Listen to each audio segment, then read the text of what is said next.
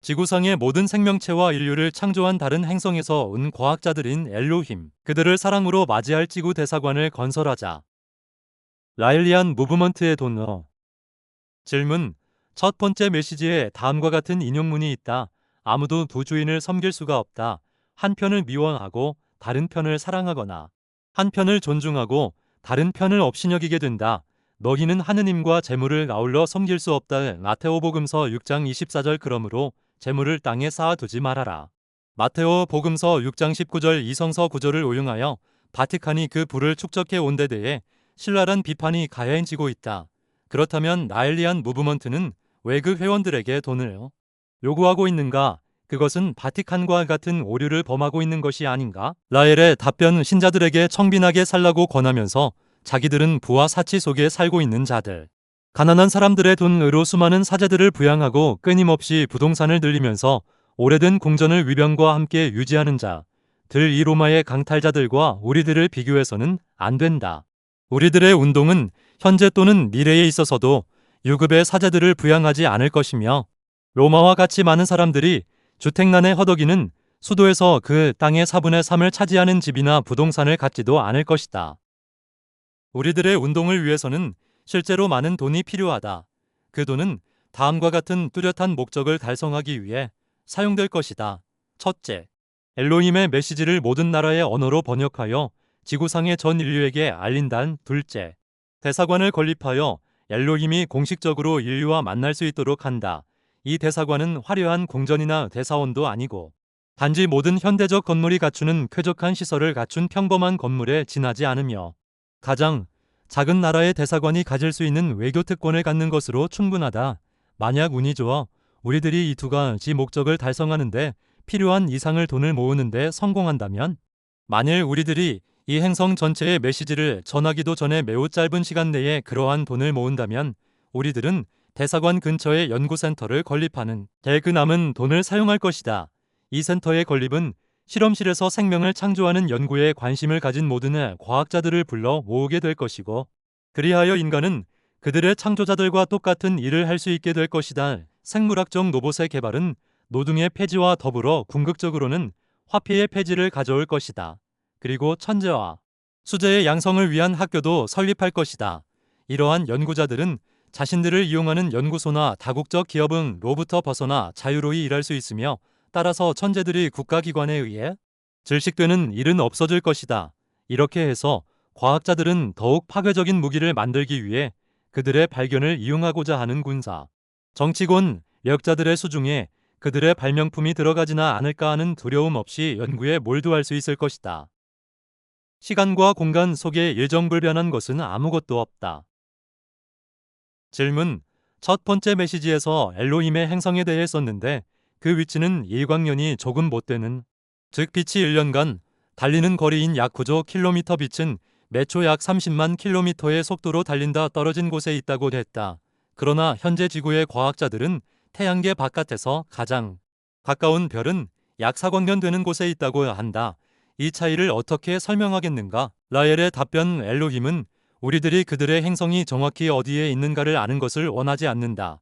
우리들의 기술 수준이 아직 매우 원시적인 것이라 해도 인간의 파괴 성향을 고려하면 그들의 태도는 충분히 이해할 수 있다. 모든 사실은 우리들이 장래에 건설할 대사관에 그들이 공식적으로 도착할 때 보다 자세히 밝혀질 것이다.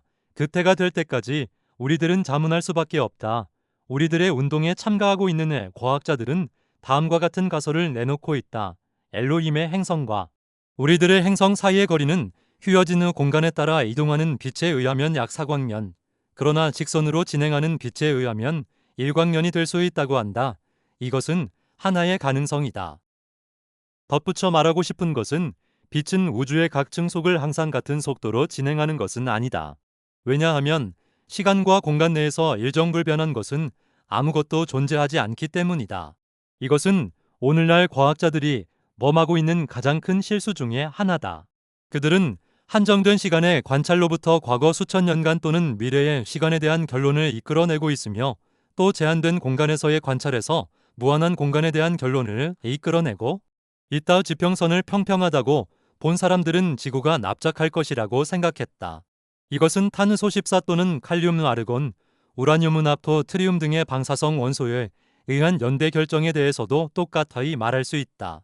관심 있는 과학자들에게 이러한 것을 매우 진지하게 설명해주는 흥미있는 책이 있는 데. 그 제목은 진화냐 창조냐이다. 짧게 말해서 이러한 연대 추정의 오류는 현재의 원자 운동이 항상 일정하다는 원리에서 출발하는 데 있다. 실제로 시간과 공간 내에는 일정불변한 것이 아무것도 없기 때문에 그릇된 원리에 입각해서 계산한 결과가 정확하지 않은 것은 당연하다. 이러한 잘못을 예를 들어 설명해보자. 25세 된 청년이 1년 동안 자라는 것을 측정해보면 대체로 사람들의 평균치는 약 1년이다. 이 성장률을 기초로 한다면 175cm의 신장을 가진 그 청년은 750년이라는 나이를 먹은 것으로 계산할 수 있다. 우리는 이 청년의 성장률이 결코 일정하지 않다는 사실을 잊고 있는 것이다. 최초의 1년간 수태 이후 성장은 500mm 이상이며 4세에서 15세 사이에는 80mm나 자란다. 이상에서 보다시피 전혀 일정하지가 않다.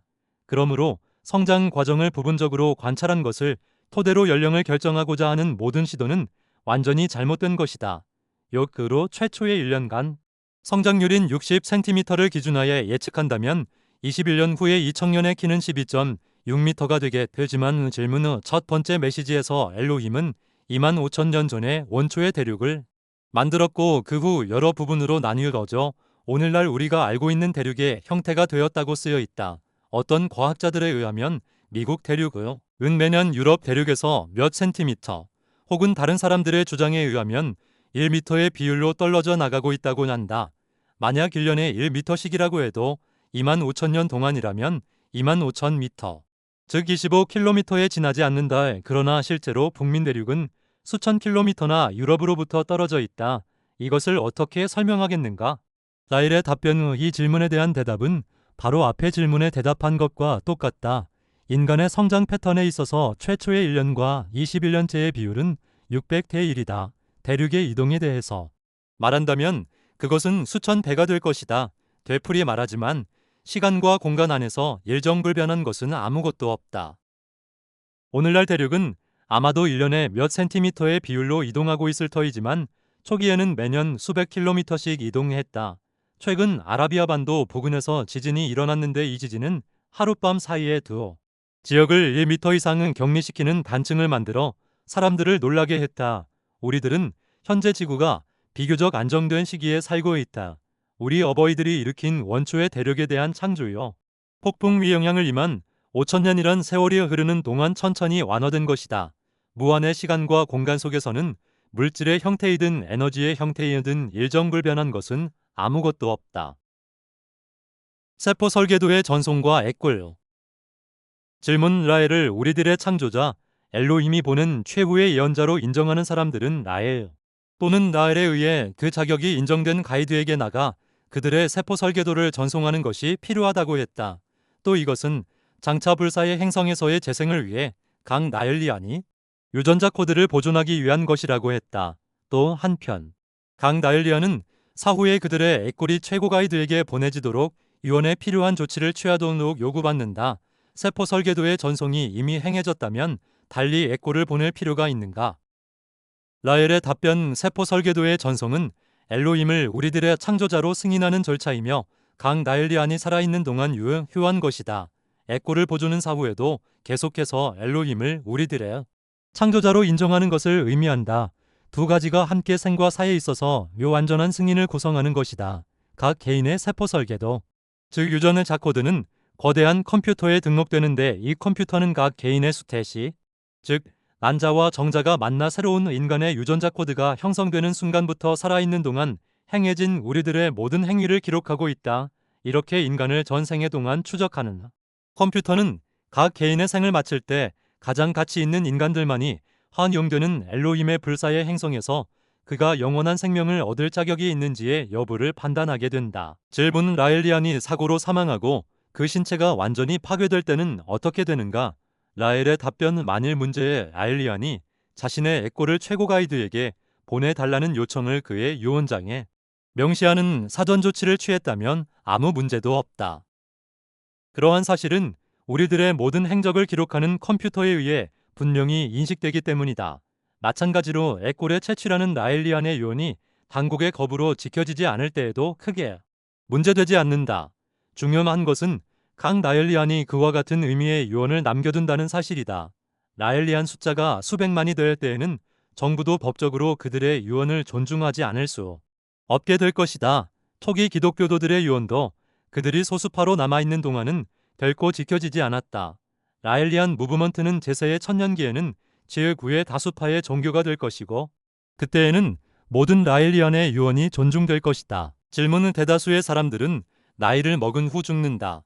그들은 노인으로 재생되어 노인으로 영원히 살게 되는가? 라엘의 답변은 결코 그렇지 않다. 불사의 행성에서 영원히 살기 위해 재생될 행운을 지닌 인간은 젊은이로서 재생되며 힘과 능력이 넘치는 육체를 갖게 된다. 재생 때마다 젊은 모습으로 재생되어 영원히 산다. 질문. 당신을 따른 자만이 구원을 받는다고 쓰여 있는데 만약 인류의 행복과 개화를 위해 생애를 바쳐온 사람 이알로힘의 메시지에 대해 들을 기회가 없었다면 그는 구원받을 수 없다는 말인가? 라엘의 답변. 그 사람도 의로운 사람에 속하므로 당연히 구원받는다. 메시지의 이 부분은 메시지를 읽어서 알고 있던 사람들에게만 관계된다. 이러한 사람들 중에서 우리들의 창조자들이 준 율법을 성실하게 따른 자들만이 구원을 받는다. 그러나 이 지구상에서 무엇보다도 특히 인류의 진보에 도움이 되기 위해 노력하거나 동료 인간들을 돕기 위해 능력을 다 바쳐 이런 사람들이 우리 어버이들의 메시지를 알지 못하고 죽어갔다면 그들은 의로운 사람들 중에 속하며 재생될 것이다. 메시지를 모르는 사람이 메시지를 알고 있는 사람보다 더욱 더 긍정적인 행동을 했다면 그 사람은 더 많은 보상을 받을 자격이 있다. 왜냐하면 메시지를 아는 사람이 자신의 행동을 바꾸지 않았거나 자기 행위에 대해 충분히 주의하지 않았다면 그는 그것에 대해 변명할 여지가 없을 것이기 때문이다.